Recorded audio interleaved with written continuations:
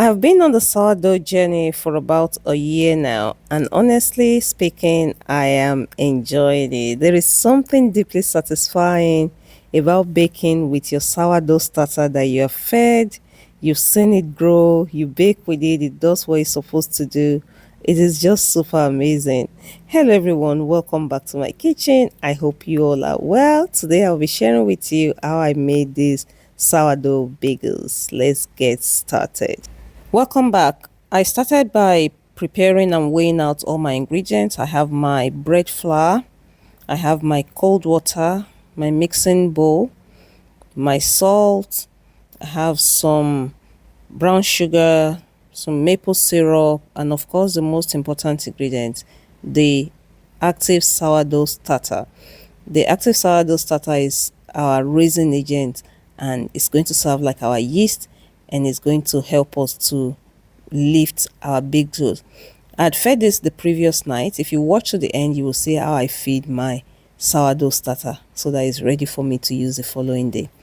In this jug, I have 232 grams of cold water. I had already measured that.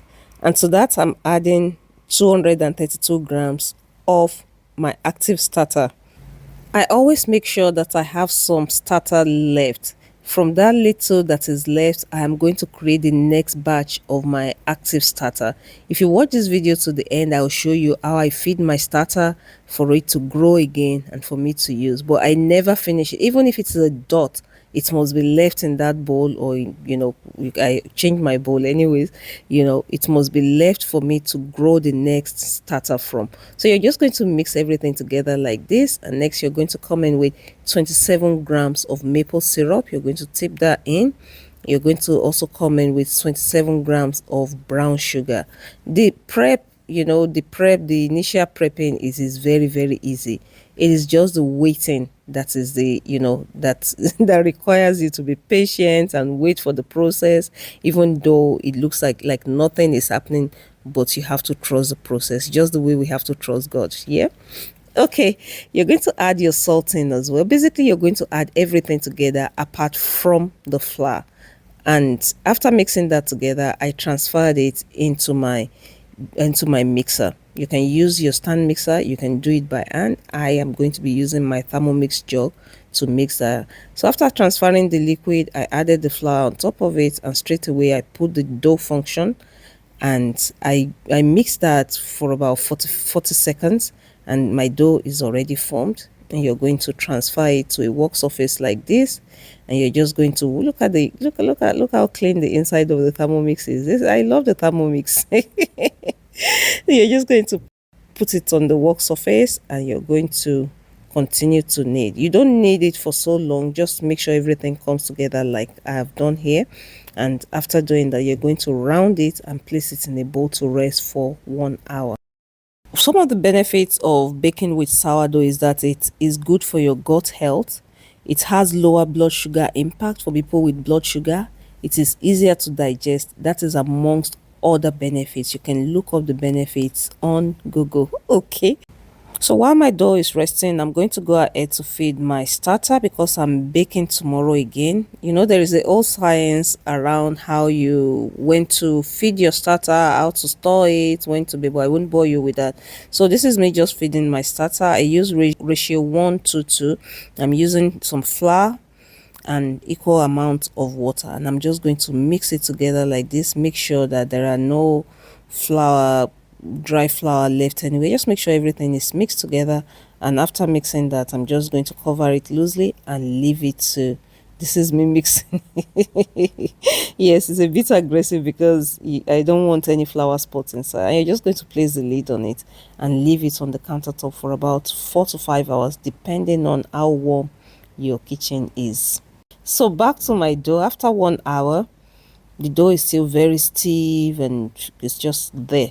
So you're going to just work it again, maybe for like even less than 5 minutes. I just went ahead. This dough is very, very stiff, mind you. Just play around with it a little bit, and just to help for the gluten to keep forming. And you're just going to round it. You don't even need to do it for 5 minutes. If you can do it for 5 minutes, good, but I didn't do it for 5 minutes. Going to place it in a bowl again. You're going to cover it and allow it to rest for another 1 hour. So altogether now we have done 2 fermentations. I remember when I first started sourdough, this was an issue for me. I couldn't wait. I don't want to wait. It was so intimidating, so complex. Everything was wrong about it. But I always remember that the outcome is always good. Okay, so the same way God works with us, we don't see Him working, but He is working. We just have to be patient and continue to trust Him. Okay, so after the second fermentation, I played with my dough again, just pull it here and there, and then rounded it again and cover it. And this time, we're going to leave it for 6 whole hours or more. You can do up to 12 hours, but if I'm going 12 hours, I would usually put it in the fridge so that the fermentation is slower. But today I am making it in 6 hours. So this is not a quick project, but the flavor, the taste is, the health benefit is worth it. So after 6 hours, my dough has now doubled in size, nicely soft, and you can tell also from the video that it's now easy to handle. Okay, so I went ahead to divide my doughs because I want all my bagels to look the same, or at least weigh the same. So I weighed each about 90 grams, so this gave me 11 bagels altogether, and you're just going to round it like this and seal the bottom. After this shaping, we're going to allow our dough to rest for 30 minutes before we shape it further.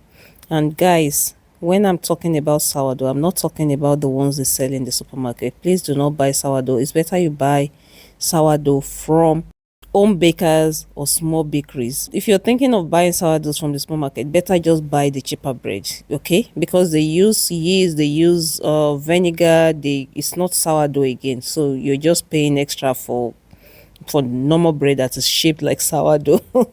So after 30 minutes, I came in to poke a hole in my dough like this, and I'm going to be using my other finger to go through it like this and just roll it around like this to form the hole. So like I said, we're not making any fancy shaping. These bagels are going to look rustic. They're not going to look totally uniform or perfect, but the taste is extraordinary. It is delicious. It was nice and chewy. It was the best bagel I've tasted, and it was gone in a day. We finished it. Yes, we're going to deal with the fat later. So after rounding it and making the hole, I covered it again for another 20 minutes, and now this is the final bit. We're almost ready to bake. So because the hole has nearly closed, I went ahead to try and make the hole bigger. You're going to boil some water in a pan like I've done here, and you're going to cook your bagel in it for about 30 seconds on each side. If you've watched this video up to this point, thank you so very much for watching. Do not forget to hit that like button. Leave me a comment, help me to share, and I'll really appreciate you. And if you're not yet subscribed, what are you waiting for? You're going to find value on this channel, okay? Please hit that subscribe button. Thank you so much. Before I started to boil my bagels, I had already lined my baking tray with parchment paper, and I was placing my bagel and arranging it on my lined baking paper as I was bringing it out of the water. Next, you're going to place it in your preheated oven preheated to 218 degrees, and you're going to bake for between 15 to 18 minutes. I baked this for 15 minutes, and my bagels are nice and ready. If you notice, they puffed up again in the oven and the holes have closed, but it's okay.